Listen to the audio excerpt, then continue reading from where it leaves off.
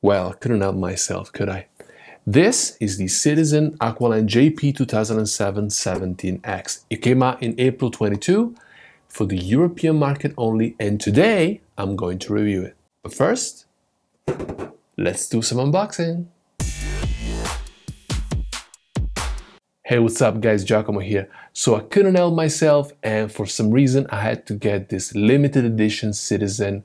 And so, without further ado, and right off the bat, the oxygen bottle is actually matte black instead of the usual yellow that we all know and love, and it says limited edition on it. It's pretty cool to see something different for a change. And here it is, the yellow oxygen bottle of the regular Aqualand for comparison.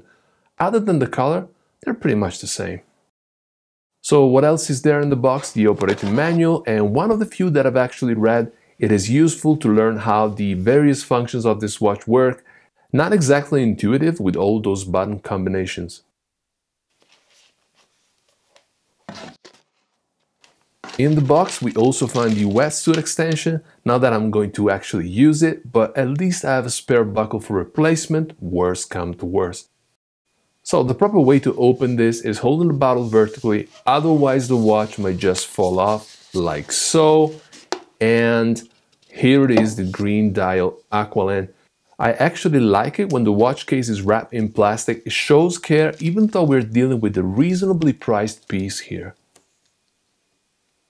The dimensions of the watch are the same, with its 44mm width and 47 lug to lug. Even the in-between lug of 24mm is unchanged. On my 18cm wrist, the Aqualand sits nicely, not too overwhelming with its 44mm case size. The reason for that, I think, is because the bezel is recessed from the flanks of the case and therefore mitigates the overall appearance of it. Let's talk about this green dial and bezel a little bit. The color is absolutely spot on. Neither loud nor obnoxious. There is a subtle sunburst to it, and it goes well with the gunmetal finish of the case, creating that vibrant, albeit slightly muted look. Absolutely gorgeous. Other than the color scheme and the strap, the watch is pretty much the same. On the price tag here, the name of the model, the caliber used, which remains the same, the C520, and the retail price is 428 euros. On the back, and here is where I'm a little disappointed, the screw-in case back is laser etched as opposed to engraved like we see in previous generations Aqualands, and it does not say what number this example is and limited to.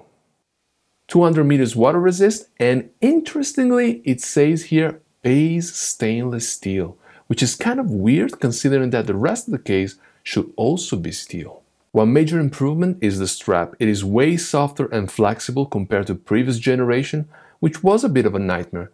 This one is just more comfortable. So don't waste your time looking for information on this reference on the Global Citizen webpage.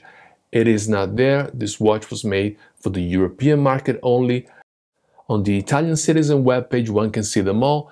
The green dial version, the brown, the blue, and the full lume dial version. And so, this was my take on the new Aqualand Green Dial Limited Edition. Thank you for watching until the end of this video. Stay tuned for upcoming watch reviews. Catch you in the next one.